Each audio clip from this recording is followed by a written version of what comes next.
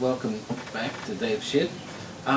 Once I got myself a drill and a saw, then I was able to acquire a pocket hole jig, and then I could do simple joinery. So I've got this Chinese pocket hole jig, and I'll give a short explanation of that. I also ended up with a Craig single jig, pocket hole jig, to be able to go and get into tight spaces.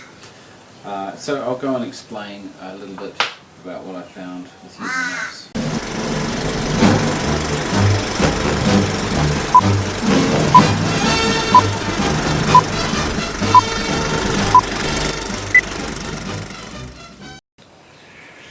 This pocket hole jig has some pros and cons.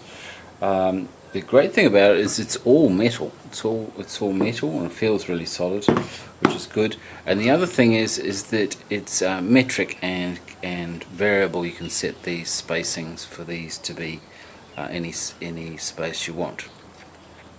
To set it up, I should mention perhaps the con with it is that there's no fitting or setup for dust extraction, and what I find is that dust fills up in there very quickly, so you constantly have to stop and get rid of all of the shavings. But otherwise very happy with it.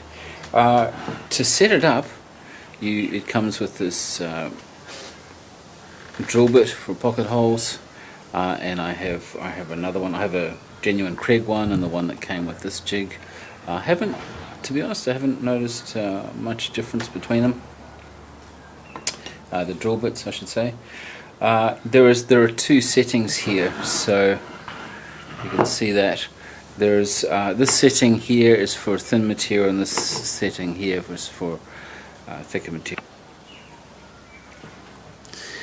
So the way to set this up is you actually just put a 10-cent coin underneath the drill bit there and position it, and then you can tighten up this collar at the top with a little Allen key.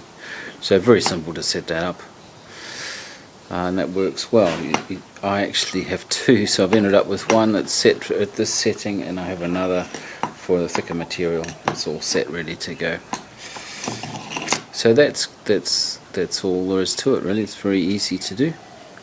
It's a small Craig jig, just for being able to get into tight spaces, and you simply clamp that onto the right position. So you line this edge up with the edge of the material, and then clamp it in place.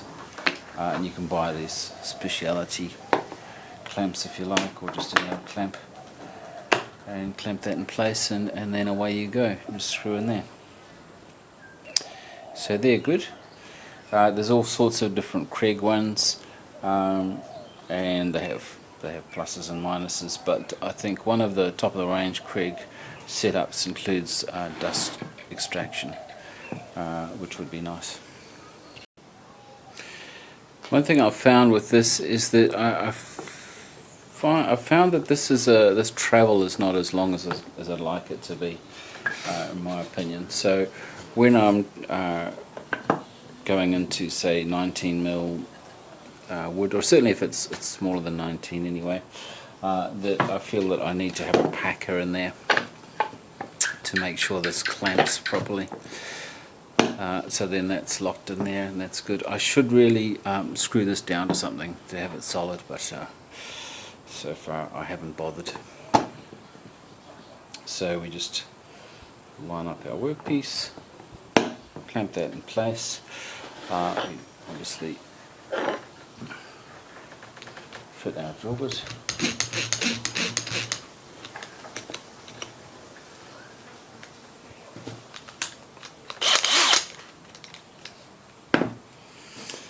And we're all set to go.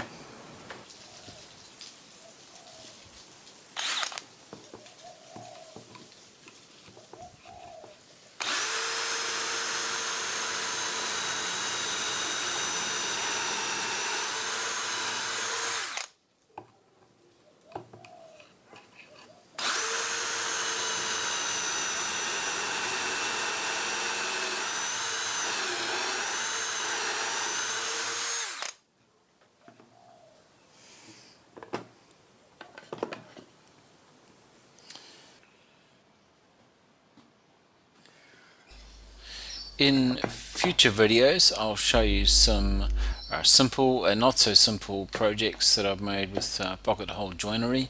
So remember to hit that notification bell so you're advised when I release a new video.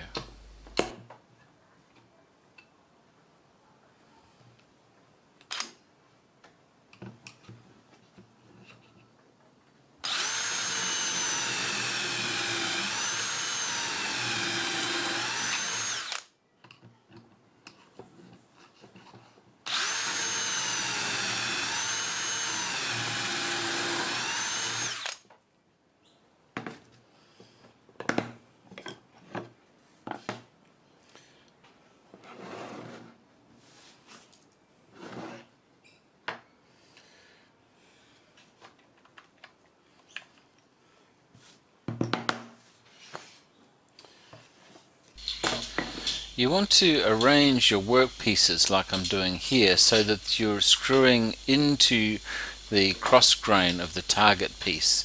You don't want to be screwing into end grain. Another thing I learnt the hard way is you need to clamp your workpieces. When that screw first enters into the wood, it has a tendency to try and move the woods, and then your joint will not be perfect. So make sure you clamp your workpieces and then you can screw in and get good results.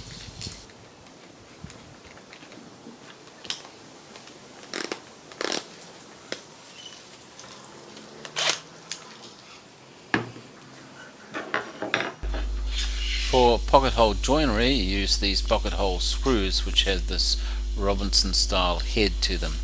There are different lengths of screws for different widths of wood.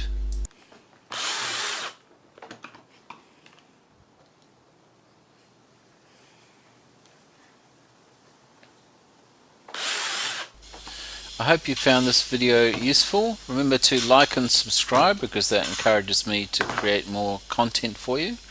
So thanks for watching, and I'll see you in the next video.